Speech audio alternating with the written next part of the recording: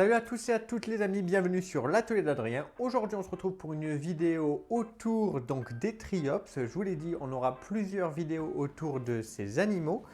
On va commencer tout simplement avec une vidéo sur la fabrication du bac, donc une vidéo do it yourself. On va utiliser du verre de récupération pour fabriquer un bac entièrement pour mes triops. Ensuite, il y aura donc des vidéos sur l'éclairage, sur le système de chauffage, puis la mise en eau, jusqu'à l'arrivée des triops. Donc on va avoir toute une petite série de vidéos. Et aujourd'hui, donc j'ai du verre de récupération, donc je vais essayer de le découper droit, correctement de préférence, et ensuite pouvoir donc l'utiliser pour faire notre aquarium à triops. Petite précision au niveau du verre que j'ai, donc c'est du verre qui fait 3-4 mm, c'est largement suffisant pour la quantité d'eau qu'il va y avoir. Et en plus de ça, je vais faire un aquarium qui va être assez bas. Alors je fais ça parce que j'ai une quantité de verre limitée. Donc pour faire un aquarium idéal pour les triops, je le fais comme ça. Et c'est pas gênant pour les triops, puisque les triops vivent d'habitude dans des flaques d'eau. Donc au niveau de la profondeur de l'eau qu'ils ont besoin, il n'y a pas vraiment besoin de beaucoup. Du coup, pour faire tout ça, vous allez avoir besoin de quelques matériaux de sécurité. Premièrement, des gants souples avec les lunettes de protection. On est sur du verre, ça peut éclater, on ne sait jamais. On est précautieux. On aura besoin du petit coupe-verre. Dans l'idéal, si vous avez de l'huile de térébenthine ou de l'huile de coupe pour le tremper dedans, moi j'en ai pas, donc je ferai sans. Il va vous falloir du papier de verre ou une petite pierre à poncer, tout simplement pour casser les arêtes du verre pour pas qu'il soit coupant. Des petits marqueurs qui vont vous être utiles pour tracer l'endroit où vous allez couper votre vitre. Et après, bien sûr, il vous faudra du silicone d'aquarium et du scotch de peintre. Alors, le silicone, c'est bien le spécial aquarium, pas de l'universel, pas n'importe quoi, parce qu'il est beaucoup plus solide et en plus de ça, au contact de l'eau, il ne va pas rejeter des produits chimiques. Du coup, c'est parti pour faire les dimensions, le traçage et la découpe du verre dans un premier temps. Alors, on a deux vitres. On a celle-ci qui fait 4 mm d'épaisseur et celle-ci qui est bien plus grande et qui fait du 6 mm d'épaisseur, mais qui est un petit peu abîmée ici. Donc, on a déjà cette partie qu'on ne peut pas prendre. J'hésitais beaucoup sur ce que j'allais faire. Est-ce que je le faisais donc d'épaisseur comme ça ou d'épaisseur, donc la grande épaisseur, et que j'aurais utilisé donc cette vitre là en fond. Et finalement, je me dis que celle-ci étant bien plus large, si je la coupe au milieu, on est pas mal. Donc du coup, par exemple, celle-ci me servirait de fond. Celle-là, j'essaie de la couper au milieu bien droit. Et elle me fait les deux côtés et donc après dans les chutes j'ai plus qu'à faire les deux petits ici. Et je pense qu'on est sur quelque chose de pas mal, mais il faut que j'arrive à couper celle-ci au milieu bien droit pour arriver à avoir quelque chose de nickel. Donc je tiens à préciser une chose, moi je fais ça avec des vitres que j'ai à la maison, que je découpe, que je vais faire tout ça. Si vous voulez pas vous embêter, tout simplement, vous décidez de la taille de votre aquarium, vous allez au magasin de bricolage, vous demandez du verre à la découpe et vous n'allez pas payer ça grand chose honnêtement. De faire un aquarium de la taille que je vous dis là, en termes de verre, quand vous achetez le verre directement. Donc ça va dépendre de l'épaisseur, mais si vous êtes sur une épaisseur de 3 mm, c'est ce qui est suffisant normalement pour faire un bac de cette taille là et de cette quantité d'eau là. Allez, vous allez être sur 10 €, 15 € peut-être au maximum. Donc vraiment voilà, c'est pas ce qui va vous coûter le plus cher concrètement. Au final ça vous coûtera par exemple à peu près le même prix que le tube de silicone. Voilà, si vous n'avez pas envie de découper votre verre vous-même et que vous n'avez pas du verre tout simplement, eh bien n'hésitez pas du coup à quand même vous lancer dans le projet en allant faire couper le verre directement en magasin. Donc je vais commencer à tracer ici pour pouvoir faire la découpe.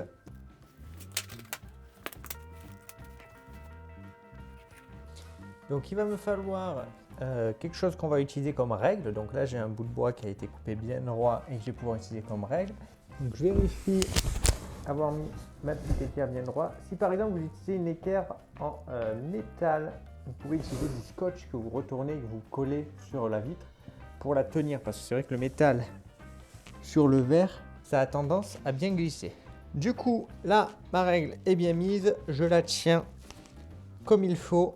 Et donc en restant bien droit, je vais d'abord donner un petit coup par là et ensuite sur toute la longueur et on espère que ça coupe bien droit.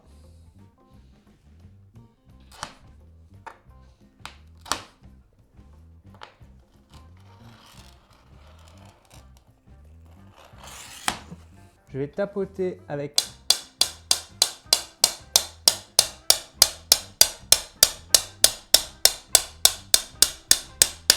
mon coupe-vert et on va essayer sur le bord de la table en le ramenant à la main tout simplement. On force un petit peu, on voit si ça vient ou pas. Je tape en dessous. Donc là, j'ai eu un pet. Donc c'est pas grave, je vais juste réduire d'abord la vitre ici pour ensuite refaire bien la coupe parce que j'ai l'impression que j'ai pas appuyé assez. Donc là je trace pas, juste je vérifie que ma règle est d'équerre.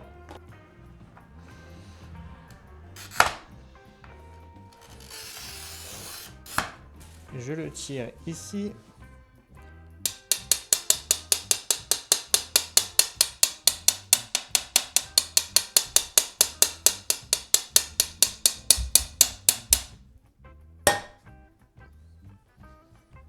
Donc c'est bon, la vitre avec le pet a été retirée. Maintenant, il va falloir que je rappuie un peu mieux là parce que clairement, je ne l'ai pas assez fait.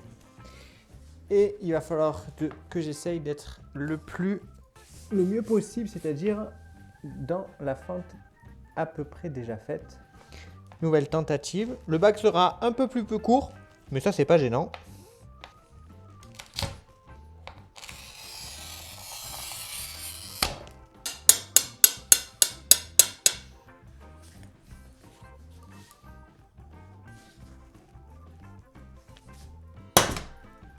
On a eu des petits éclats, mais ça c'est pas grand chose.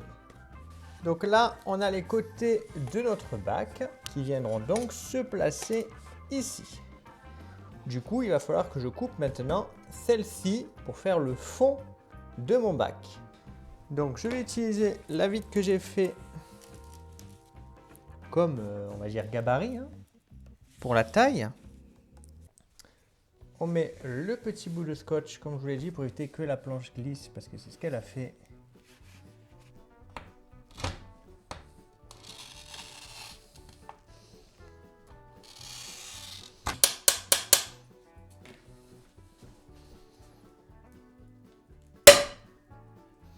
Ok, j'ai pas assez de force pour appuyer dessus, du coup je les ai mis avec des serre-joints. Ah, ça y est. Ok, alors là j'ai mes bouts de verre qui ont été coupés, je les ai pas encore limés et poncés pour retirer un petit peu les bouts en plus, les petits angles qui pourraient donc rendre ça pas les plus plats. Du coup, erreur que j'ai fait par contre, c'est que bon, elles, je les ai coupées à la bonne taille, de là il n'y a pas de problème, mais elles, en fait, je les ai mesurées par rapport à elles. Elles font la même taille et ça a été là mon erreur puisqu'en fait elles devraient faire la même taille plus l'épaisseur de elles parce que autant celles-ci sont dessus autant elles sont sur le côté et donc du coup là j'ai donc l'épaisseur d'en dessous en décalé entre le verre du haut et le verre du bas. C'est pas grave pour le coup parce que j'ai l'intention de mettre un rebord vous savez qui fait un petit angle en plastique autour, soit en plastique, soit en bois que j'aurais traité. Donc je compte mettre un petit rebord pour la sécurité, pour pas que mon fils se coupe ou quoi, même si ça va être poncé, donc normalement il n'y aurait pas de raison. Mais voilà, par sécurité et par esthétique, je comptais mettre un petit rebord. Donc du coup, le petit décalage qu'il y a là est pas très important et on peut le laisser et se dire que c'est pas gênant. Du coup là, j'ai tous mes verres. Donc, il me reste à les poncer et ensuite, on va pouvoir passer au montage des verres. Donc, le montage que vous allez voir pour ce petit bac, c'est à peu près le même jusqu'à 60, 80 litres, 100 litres aussi. Ça, c'est le même. Bon, après, c'est l'épaisseur du verre évidemment qui change. Vous ne mettez pas du 3 mm pour du 100 litres. Après, plus vous allez monter, plus le procédé est différent. Il faut mettre un renfort au milieu, etc. Mais bon. Voilà, là on n'y est pas, nous on est sur un petit bac. Donc on va passer au petit ponçage pour pouvoir les monter. Du coup, là où j'ai coupé, je vais passer ma petite pierre tout simplement. Du coup, pas dans ce sens-là, parce que sinon je défonce ma pierre, je vais juste la tailler. mais dans ce sens-là, tout simplement, pour casser les arêtes et que la vitre ne soit plus coupante. Et je fais ça pour tous mes verres.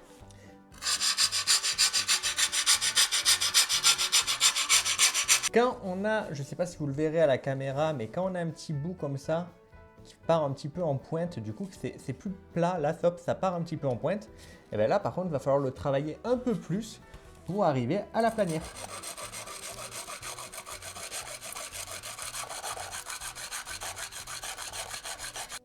Et voilà, j'ai plus ma pointe. Donc je fais ça sur tous les angles que j'ai coupés, sur toutes mes vitres, et on se retrouve après.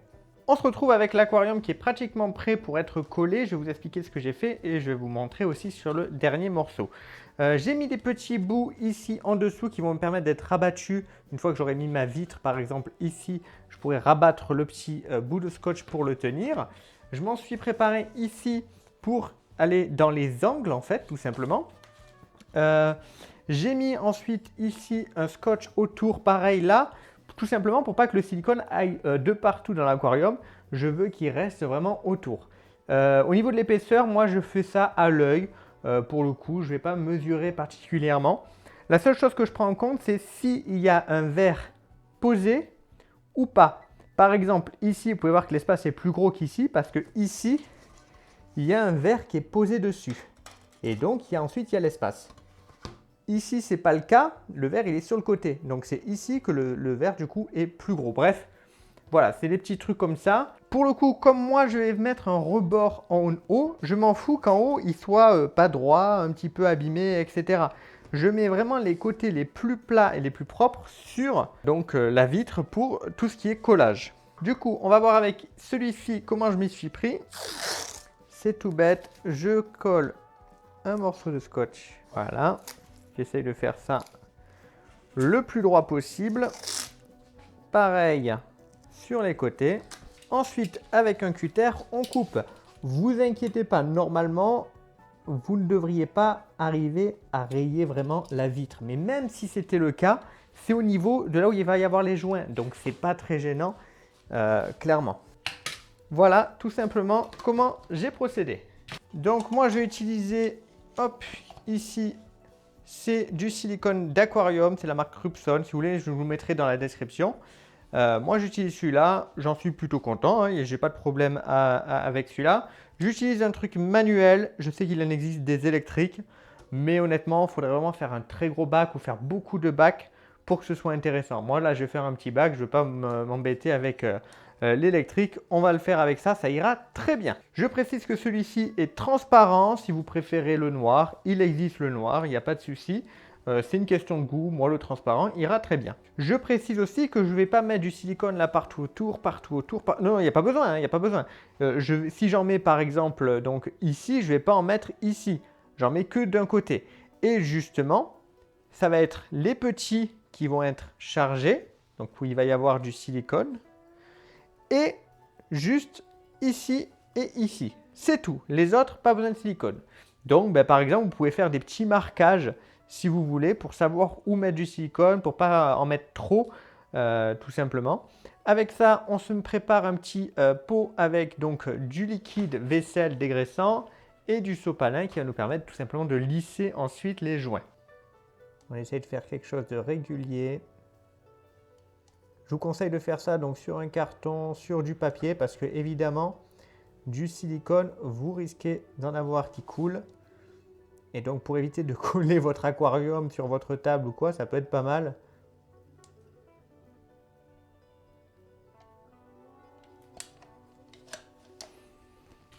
Alors c'est parti pour le collage.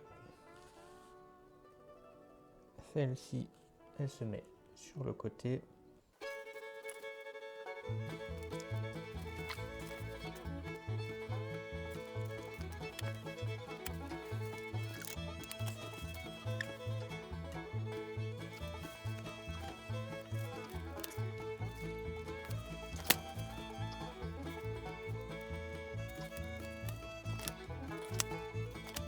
Ok, maintenant que c'est fait, on va mettre du silicone en plus dans les angles.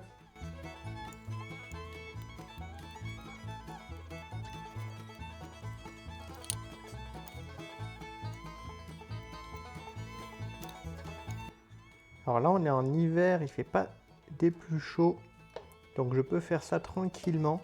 Par contre, c'est vrai que si vous êtes en pleine canicule ou quoi, il va falloir y aller plus mollo parce que sinon, ça va sécher avant que vous ayez le temps de tout lisser. On trempe le doigt dans le dégraissant et on le passe tout simplement au niveau des joints. On appuie un petit peu pour bien le lisser et pour qu'il aille bien partout. Je ne l'ai pas précisé, mais évidemment, il a fallu bien nettoyer les vitres. Les vitres doivent être propres pour faire ça. Vous pouvez même les dégraisser un peu avec l'acétone. Une fois que c'est fait, pendant que c'est encore humide, vous retirez votre scotch. Ça va un peu relever le joint, c'est normal.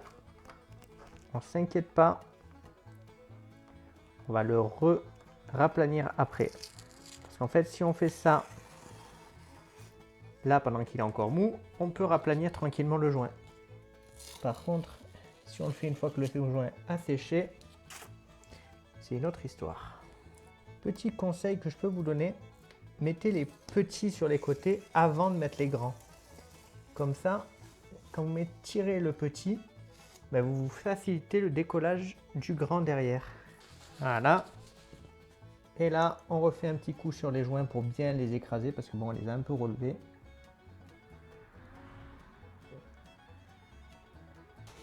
Donc maintenant, les scotch qu'il y a sur les côtés, il faut les laisser. Tant que le silicone n'a pas bien pris, on va les laisser.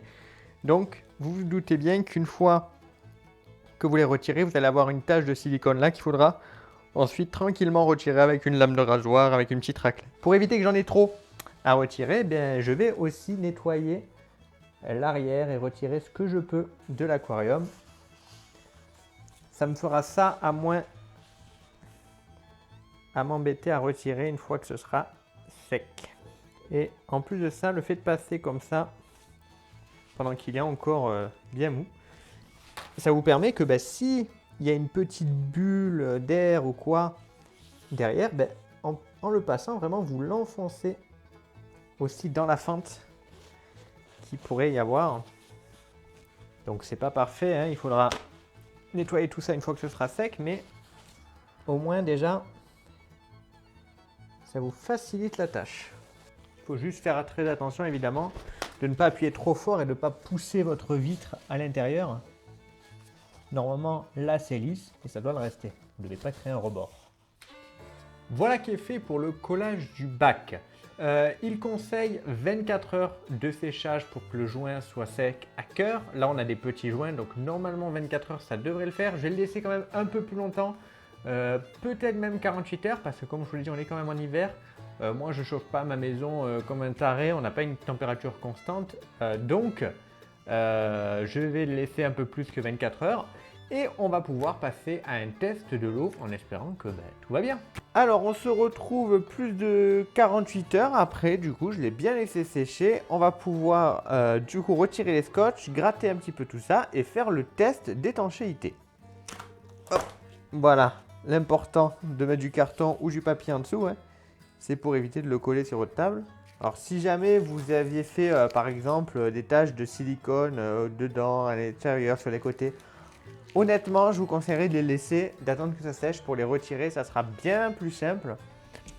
Ou de vous embêter à essayer de les nettoyer pendant qu'ils sont encore tout gluants et collants. Vaut mieux laisser sécher ça et avec une petite raclette, ça part tout seul. Ok, donc déjà, je peux voir en la tenant que c'est solide, que tout est bien ensemble et que ça commence pas à partir. Et je vais utiliser ceci. C'est une petite raclette, je vous mettrai le lien si vous voulez dans la description, avec une petite lame de rasoir que vous pouvez changer en fait. Et la lame elle a 2 coupants, comme ça vous pouvez l'utiliser assez longtemps. Et qui me permet moi par exemple de nettoyer tout ce qui est, vous savez, les petites micro-algues vertes dans les aquariums. Donc c'est pour les aquariums à l'origine. Et du coup, on peut l'utiliser aussi ici, tout simplement. Là vous voyez j'ai du silicone sur les côtés. Et donc si vous n'avez pas prévu de mettre des contours. Moi, j'ai prévu d'en mettre, mais je vais quand même le faire pour vous montrer. Il vous suffit tout simplement d'utiliser votre petite raclette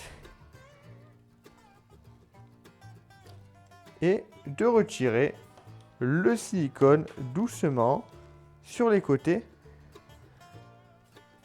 Voilà, petit à petit. Et vous ferez pareil, si vous en aviez mis à l'intérieur, que vous voyez au toucher, vous sentez qu'il y a du silicone, vous passez un petit coup de raclette pour nettoyer tout ça. Et du coup, pour vous aider aussi à identifier les tâches de manipulation et le silicone, un petit peu d'eau mélangée avec du vinaigre blanc et vous nettoyez ça. Ça permet de retirer les taches et de vraiment voir s'il y a des endroits où vous devez passer votre petite raclette ou pas. Ok, donc voilà, j'ai nettoyé tout ce qui me paraissait vraiment flagrant. C'était surtout ce qu'il y avait sur les vitres au final. Les contours, j'ai l'intention de faire un petit truc sur le côté. Vous verrez, de toute façon, j'ai pas mal de projets pour le meuble de cet aquarium assez sympa et qui j'espère va vous plaire.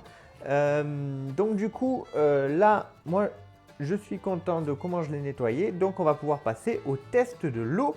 L'avantage de le mettre sur un carton, c'est que s'il y a une fuite, on va le voir assez vite.